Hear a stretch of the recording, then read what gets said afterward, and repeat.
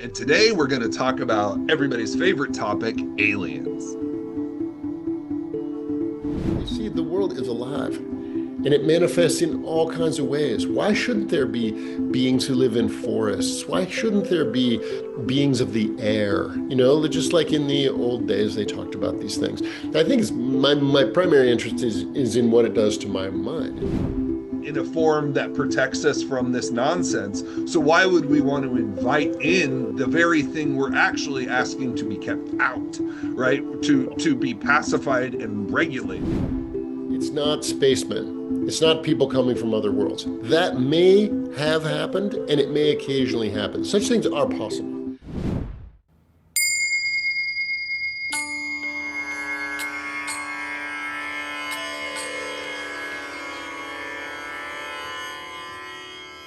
Welcome back to the Denver Dzogchen podcast. I'm here once again with Joseph Wagner, and today we're going to talk about everybody's favorite topic, aliens. I know this has been big in the world of always, actually, for a long time, since the 1950s at least, but really big these days. There's a lot about disclosure. There's a lot of videos coming out, a lot of different scientists and military people talking about this. There's 100% something going on, you know, even the government's admitting it at this point. So I think it's worth getting into this, and Joe and I and several others in the alien community that I enjoy actually think that this has something more to do with consciousness than it has to do with little green men. So maybe, Joe, you'd be willing to introduce this topic and how you got into it and kind of how you see it. Hello, everyone. Hello, Damien. I resisted this at first, talking about this, because there's so much weird stuff about aliens. And so, since most of the people who watch this thing are interested in practice, but the world is inundated right now, as Damien said, with stuff about aliens and extraterrestrials and all kinds of baloney, it's important to have like a practice viewpoint, you know, and hopefully we'll be able to give some information in this that will help you come up with a practice viewpoint that works for you. And it's a more complex and more interesting topic than most people think. Most people think UFOs, people come from, close encounters, they're on Alpha Centauri, they're flying here. I think this is the most absurd view anyone can possibly have. And there's quite a bit of stuff on there that our space brothers are coming to save us from ourselves. That's almost a direct Keel quote right there. But there's other ways to look at this that I think as practitioners can be quite beneficial. So I was not interested in this stuff at all, other than the general sense of having seen when I was a kid, close encounters, and you hear these stories. Occasionally you run into someone who says they saw a UFO or whatever. I had never seen a UFO when I got interested in this. I did see one since then, but very minor. But it was during the pandemic, we're all bored as hell. There's nothing to do. You can't go out. It's like there's a strong sense of fear. Communities were kind of non-existent except for online. And I don't remember exactly how I came across it, but I came across a book by a guy named John Keel, K-E-E-L. And to my mind, no one has surpassed Keel in either his ability to write. He was a beautiful writer. He was a journalist since he was very young and had a great command of the English language. And his insights about what was probably going on or how to look at what was going on are so much superior to anything that you see these days, as far as I'm concerned, that it really blew my mind. He's got several really good books, but if you're going to read one, I think the best one to start with is Operation Trojan Horse. That book talks about, he did more research about aliens and all this stuff than anyone else, and had a more holistic view than anyone else. And we can talk a little bit about what that was, but it's a good book to start with. I think it's way better than anybody who's like, there are spacemen coming and they want to, what did Terence McKenna used to call them? Like, not alien, but extraterrestrial proctologists or something. I always thought that was funny because they're always like sticking things in people's butts and stuff. Like, anyway, uh, to my mind, Keel's most interesting. I read that book and it really expanded my mind. And that is why I think this is the most important thing for practitioners to hear is that we're always looking to expand our viewpoint. Whatever viewpoint you have is already limited because there's your viewpoint and everybody else's. And so there's a built-in kind of dualism there and all this kind of thing. We want to expand our mind.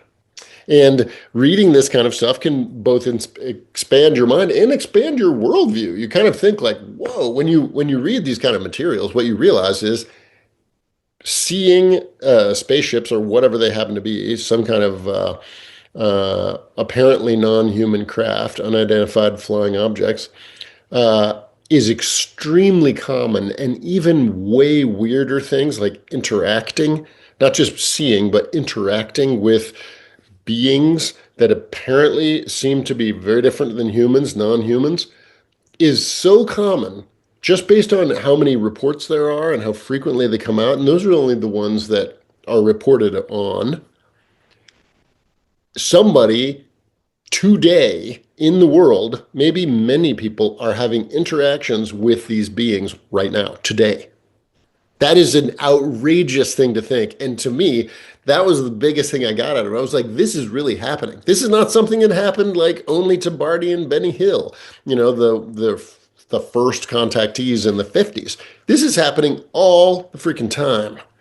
And that makes your mind big and makes your world big and really interesting. So that was how I got into it. I thought it's not a main topic that I'm interested in, but I keep my finger on that pulse and just to see what's happening in the thing. And it's been interesting to watch the disclosure stuff happen. It's interesting.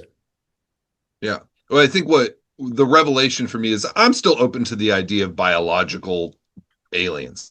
I'm open to it, but Sure. I think what Joe's pointing at and what Keel talks to is that there is something that's been going on all through our existence where some other kind of entity appears to humans and interacts with them, and that the form that it takes for us might be conditioned by our culture.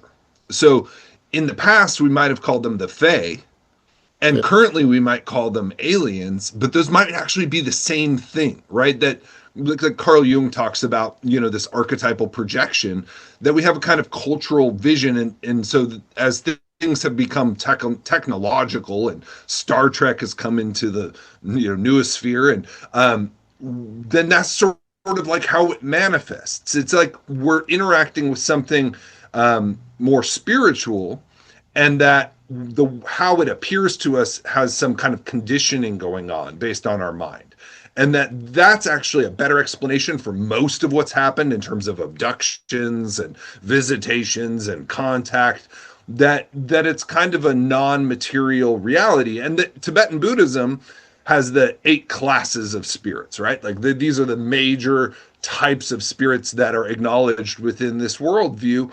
And I think that this might just be the very same thing. So I'm wondering what your thoughts are on this, Joe. Like, how do these? I think you're absolutely right. Yeah, I mean, one needs to kind of look into Keel, or Jacques Vallée has the same view now, that it's not spacemen. It's not people coming from other worlds. That may have happened, and it may occasionally happen. Such things are possible. But the frequency of sightings and the difference of all the different ships and all the different beings makes it obvious that it's not just many beings coming and checking us out to get soil samples. This is like the most absurd elementary view. Letting go of that is a good thing to do. I think there's no question that there's something happening. I think it's based on the Earth. Personally, I think it's Earth manifested. They're not from somewhere else. And I think that wherever humans are, this kind of thing happens. In very early days, it was probably angels right? People, angels and demons, this kind of thing was the manifestation.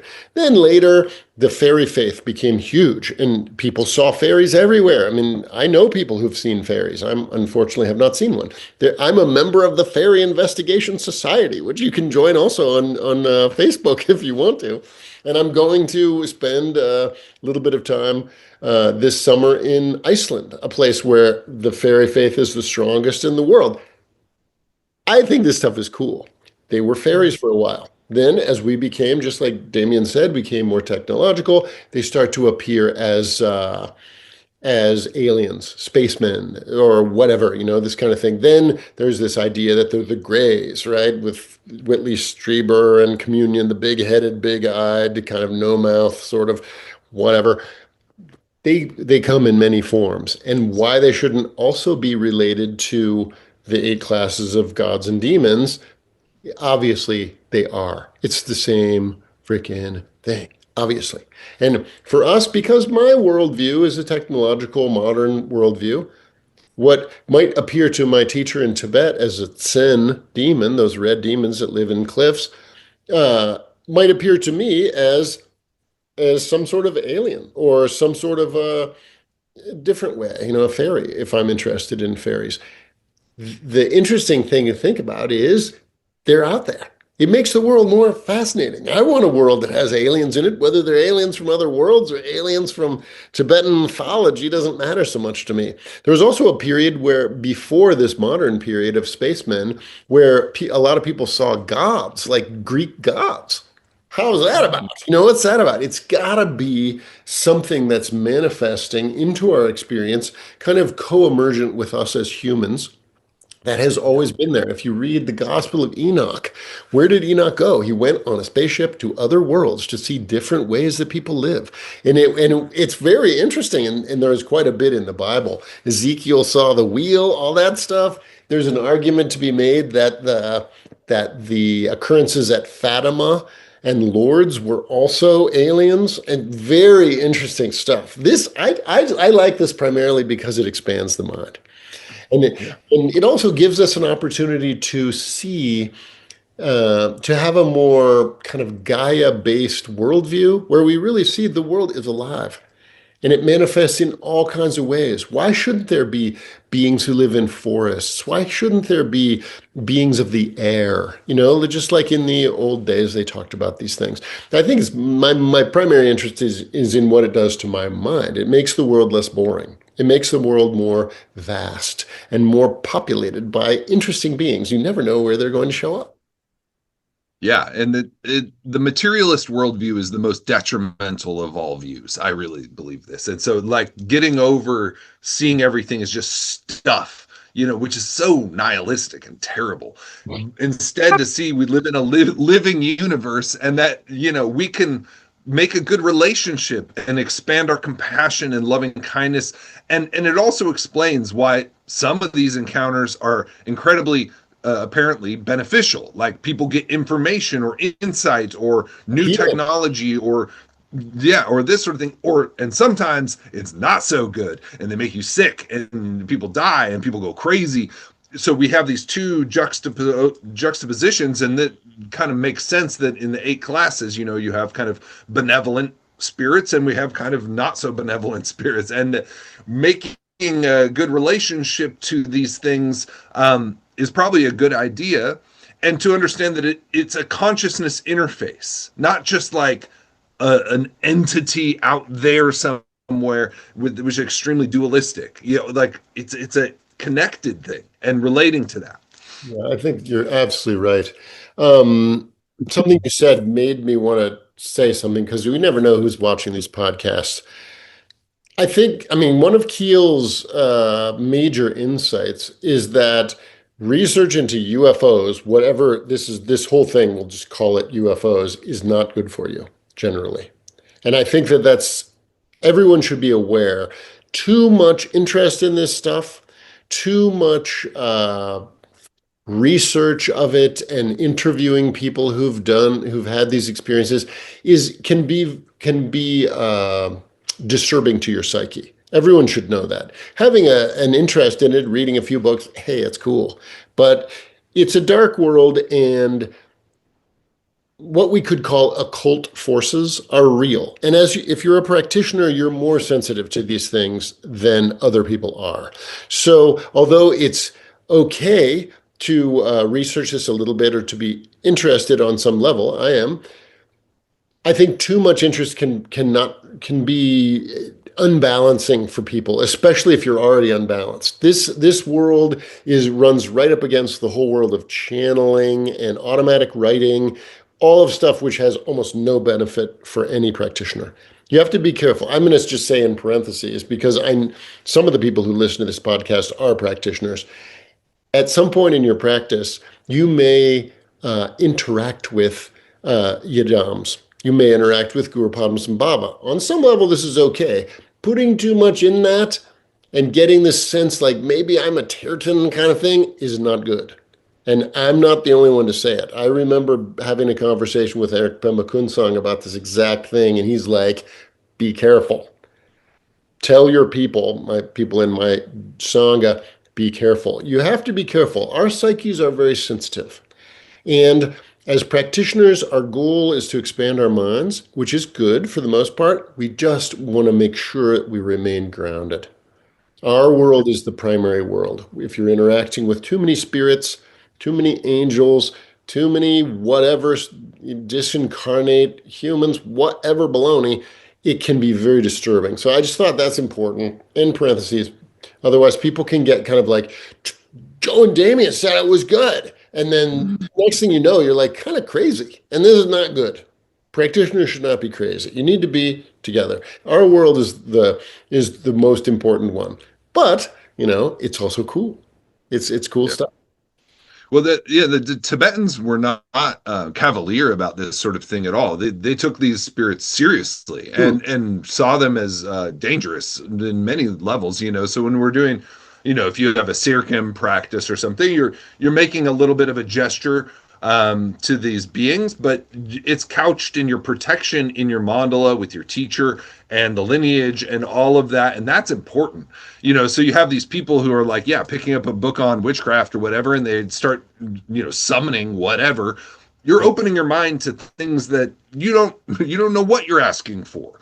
Right. And that's not a good idea. And so I think it is very wise to be careful and to recognize, as I said, the consciousness component of this, not taking, as you said, even these experiences of yidams or gurus or whatever to be too much, to be so clear that it's a clear vision and not a consciousness experience. It's better to just understand it as a good sign or whatever, or with take it a massive grain of salt and not really like think that this is like a materialistically true event that now determines my future as a person. That's all a bad thing. To save humanity. How many people have had some kind of interaction with some kind of non-human, whether it was part of their own psyche or an actual entity, hard to say, and then they gave up everything and became Princess Moon Owl, like some lunatic. And then this is not good.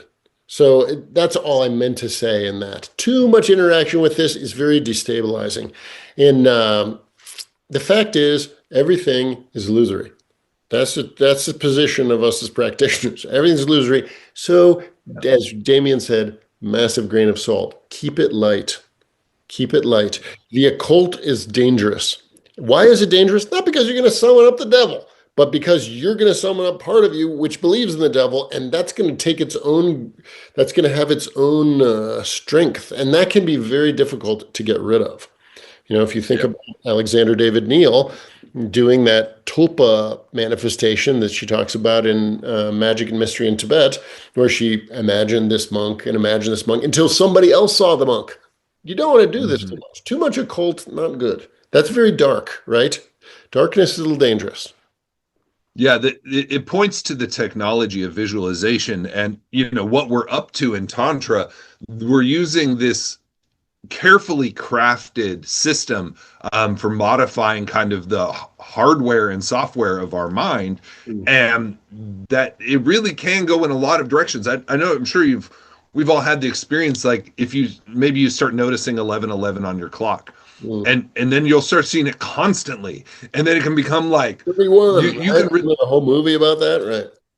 yeah, you can train your mind to get kind of locked into, and it's like, yes, you can see it as a good sign, but if you get too hung up, then you can become kind of schizophrenic, where you're actually starting to shift your world perception, and especially if you have any kind of vata derangement and you combine that with this too much wind element, then you're really asking for trouble. So just yeah, be careful. I think this is all good advice and important to acknowledge, and also a way to understand. Yeah, I think the world is going to open up to more. We're starting to recognize that the world's not as physical as we once thought. Like we were kind of going back in some ways, even in the mainstream. We're starting to see more openness to that. So we need to be judicious in our relationship to all of it. Word. Yeah, I think something important to say about this is a lot of people get involved in these things and who it doesn't turn out well for, they have a subtle sense that this is going to help them. They're going to get Mm-hmm. power or money or, partners, some kind of thing. A lot of people involved in any kind of occult stuff, they think they're going to get something for it. Nobody gets anything except trouble. That is important to know. We do supplicate the protectors. I make protector offering every day. Damien makes protector offering every day, right? But we don't expect too much from them, right? Mostly they're about keeping distraction away more than they are like summoning up something you want, like a new car or something. This is very I think it's important just to know that down the road of kind of occult practices for getting something for you, it's very ego enhancing, which is the opposite of the Dharma, and it never works out. It never works out. Knowing about them is fun. You can, if you practice this kind of meditation that we're talking about, your mind becomes more open. If you read a lot of Tibetan stuff, your mind becomes open to those ideas. And I myself, occasionally, I am the least psychic person around. Occasionally, I can sense the mountain deities. I live in the mountains, so there's mountains everywhere. You can feel it. Sometimes you can feel the presence of the fairies or whatever that is in the woods. You can feel it. Yeah. In Thailand, they these big trees and they wrap these colored cloths around them if they're holy trees. And a lot of people make offerings there. You can sometimes tell there's something there, but nobody Yeah. ever gets anything from those things. So don't let that part go. I've seen Tibetan masters interact with these things. I watched the taming of a demon spirit one time, and that made my hair stand up. I was like, I don't want to be involved in this. I mean, he's a Terran, he knows, and he Yeah. did his thing and drew this diagram on the ground, all kinds. It was a very spontaneous, crazy thing, but it didn't make me want to do it. And it's very difficult to get something from them. I just want to make that point because some people think, oh, a little occult, maybe I'll be richer or something like that. There are easier ways. There are easier ways. Well, and I think it is important what you mentioned about the protectors, right? We supplicate the enlightened protectors mostly, right? And then there's worldly protectors, which are kind of what we're talking about. And they're notoriously difficult. And the reason we supplicate the enlightened protectors is to protect us from the worldly protectors, right?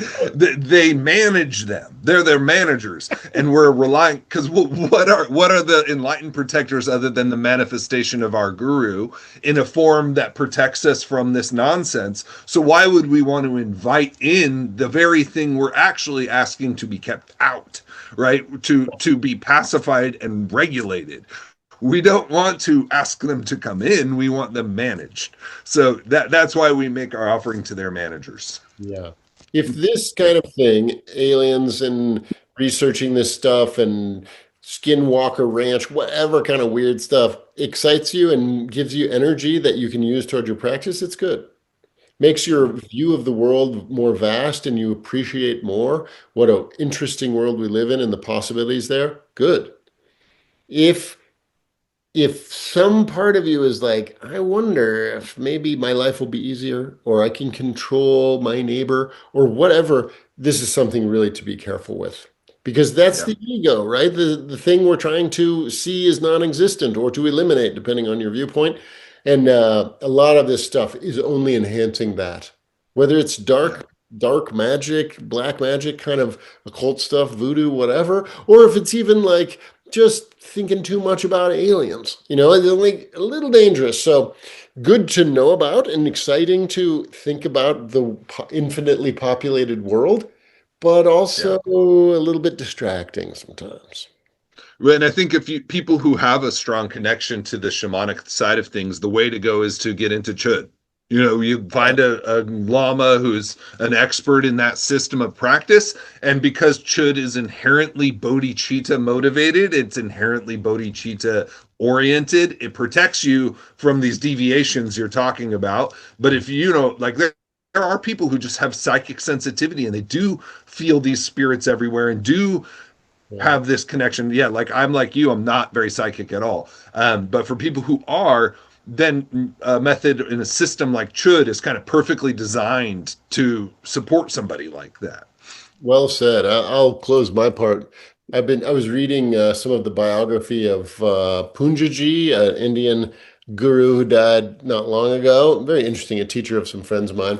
And in the latter part of his life, he was invited to go all over the world. He spent a bunch of time in Europe. He was in South America, and he reports that he met several people who were channelers. And he said, in all my years, I have never met a channeler who was benefited by doing this. Mm. That unhinges you. That's his word.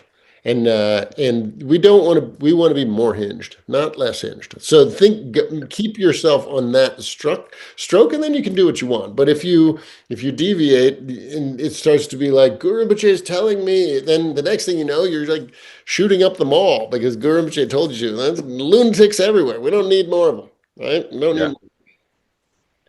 Well, I think this ties right into also to the whole psychedelic idea too, that it opens your channels, right? Like these things can open you to experiences that you may or may not be ready for. So the main thing is be careful. And there's no reason to push too hard into any of these things. As you said, it's good to know that we are in a living universe with things that we don't know, that there's so much that is beyond our conception, that we live in a very limited point of view. And so it's good to open our mind. But yes, I think everything you've said is so helpful that we want to be careful about this stuff and not cavalier. So thank you for Yeah. enjoying this conversation.